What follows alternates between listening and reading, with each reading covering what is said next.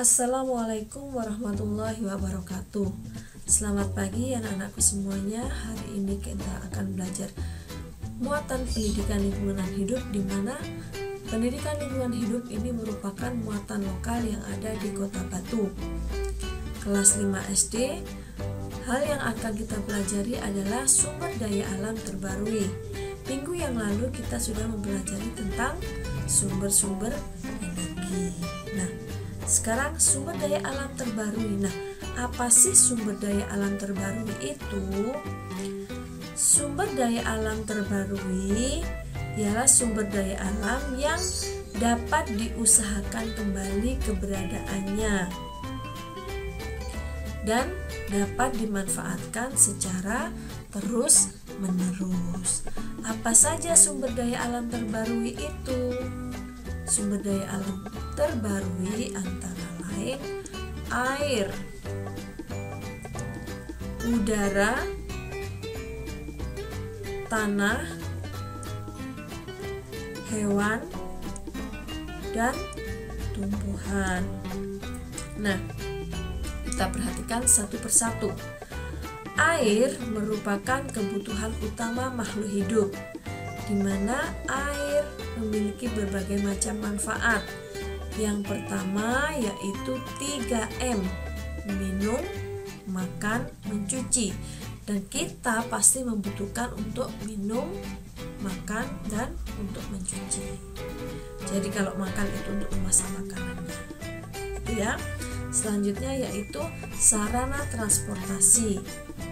Jadi sarana transportasi yang menggunakan air yaitu perahu, ya. Jadi selanjutnya wisata atau rekreasi. Di wisata atau rekreasi ini ada waduk, pantai, dan kita bisa menikmatinya dengan pemandangan alam yang indah. Selanjutnya sebagai irigasi dan pengairan. Jadi dimanfaatkan untuk di bidang pertanian. Yang kelima, PLTA, pembangkit listrik tenaga air. Jadi di waduk-waduk itu biasanya mengalir ada turbin-turbin air yang nantinya bisa menggerakkan generator, di mana generator tadi bisa menghasilkan listrik. Selanjutnya yaitu udara. Udara bermanfaat bagi makhluk hidup. Kita sebagai makhluk hidup, manusia, hewan, dan tumbuhan memerlukan udara untuk bernafas. Dan tumbuhan selain memerlukan udara untuk bernafas juga sebagai digunakan untuk fotosintesis. Apa itu fotosintesis? Fotosintesis merupakan proses pembuatan makanan pada tumbuhan. Nah, kalian tentunya sudah pernah tahu kan apa itu fotosintesis? Baiklah, sekarang akan saya lanjutkan. Udara yang bergerak dan berpindah tempat disebut angin.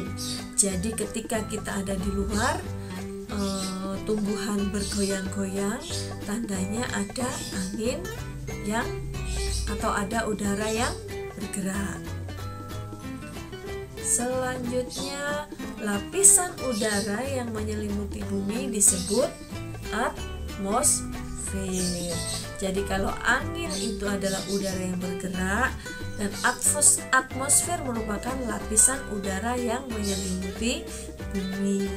Setelah udara, kita akan belajar tentang tanah. Nah, tanah adalah lapisan bumi bagian atas yang terbentuk oleh pelapukan batuan dan bahan organik yang hancur oleh proses alamiah. Jadi batuan, bahan-bahan organik itu apa saja? Ya daun-daun yang berjatuhan, akar yang sudah mati, itu akan terjadi pelapukan. Pelapukan itu hancur, itu ya. Dan dibantu oleh proses alamiah. Jadi alamiah tanpa bantuan manusia, itu ya. Kemudian Tanah banyak dimanfaatkan untuk pertanian yang meliputi makanan pokok. Apa saja makanan pokok itu? Seperti padi, jagung, sagu. Selanjutnya palawija. Palawija itu terdiri dari apa saja? Iya, ada ubi-ubian, ada kacang-kacangnya. Nah, selanjutnya ada hortikultura. Nah, hortikultura itu meliputi apa saja? Jadi, hortikultura itu meliputi sayur-sayuran dan buah-buahan. Selanjutnya yang merupakan sumber daya alam terbarui yaitu hewan. Hewan ini terbagi menjadi 3. Yang pertama, hewan liar, di mana mereka hidup di alam bebas dan dapat mencari makanannya sendiri. Selanjutnya, hewan piaraan, yaitu dimanfaatkan untuk kesenangan atau hobi. Apa contohnya hewan piaraan? Bisa kucing, bisa burung, kelinci, dan masih banyak lainnya. Yang ketiga yaitu hewan ternak. Hewan ternak dikembangkan untuk bahan pangan. Apa contoh dari hewan ternak? Adakah yang tahu dari kalian? Iya, sapi. Sapi merupakan hewan ternak. Mengapa demikian? Karena sapi dapat diambil apanya? Daging, susu, dan kulit. Selanjutnya lagi adalah hewan ayam. Ayam juga bisa diambil telurnya, dagingnya, serta bulunya. Dan masih banyak hewan ternak yang lainnya yang ada di sekitar kalian. Yang terakhir yaitu apa? Tumbuhan. Tumbuhan ini meliputi 3. Yang pertama adalah hutan, di mana hutan merupakan area yang luas yang ditumbuhi beraneka ragam pepohonan. Jadi di hutan itu bermacam-macam, dan mereka juga tumbuh sendiri tanpa ditanam oleh manusia, kecuali jika sudah dilakukan reboisasi. Jadi hasil hutan yang dapat kita manfaatkan antara lain kayu. Kayu itu apa saja ya? Ada kayu jati, kayu pinus, cemara, rotan, bambu, dan masih banyak yang lainnya. Tuh. Selain hutan ada di bidang pertanian dan perkebunan. Pada bidang pertanian itu juga menghasilkan berbagai macam makanan pokok. Apa tadi makanan pokok? Ada padi, jagung, kedelai, sayur-sayuran, bawang, buah-buahan, dan lain sebagainya. Perkebunan bisa perkebunan jeruk, apel, teh, kopi, dan masih banyak yang lainnya. Kalian tentu tahu karena di Kota Batu ini termasuk pertaniannya yang nomor 1. Hasil perkebunannya juga bagus, gitu ya. Hutannya juga seperti itu. Hutan Kota Batu ada yang tahukah? Iya, hutan apa? Raden R. Surya yang ada di lereng Gunung Arjuno. Selanjutnya kita akan mempelajari tentang pelestarian SDA terbarui. Bagaimana sih cara pelestariannya? Yang pertama adalah dengan cara sistem tebang pilih.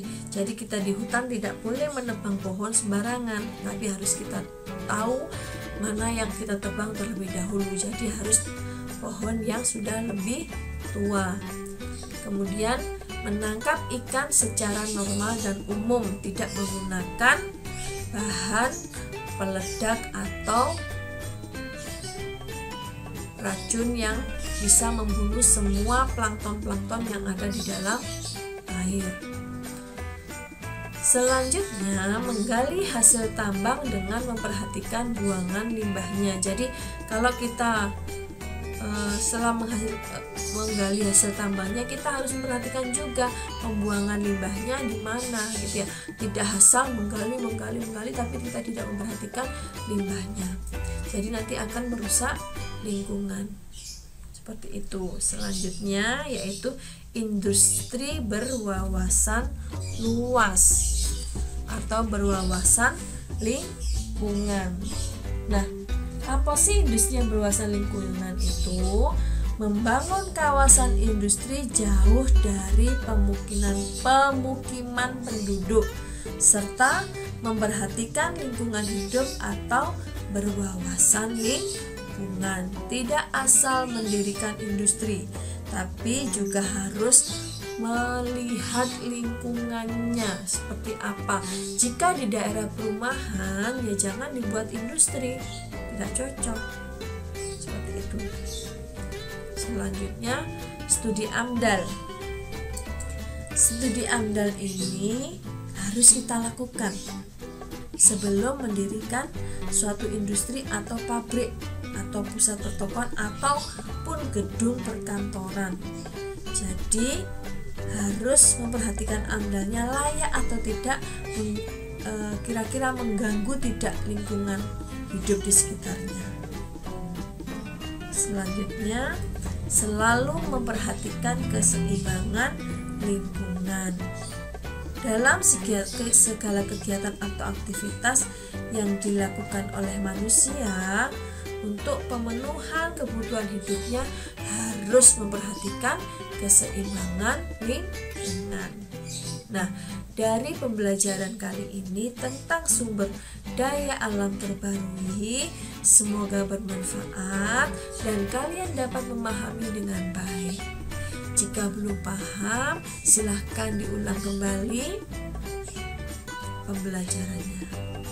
Selanjutnya, tugas mandiri kalian yaitu yang pertama, mencari artikel atau cerita tentang sumber energi terbarukan. Setelah kalian baca, kemudian kalian harus bisa menceritakan isi bacaan tersebut pada poin-poinnya saja, tidak harus semua kamu baca, tapi menceritakan, jadi menggunakan bahasa kalian sendiri. Setelah itu, kamu buatlah video penjelasan tentang artikel tersebut. Ya, jadi kalian menjelaskannya, kalian video, kemudian kirim di akun.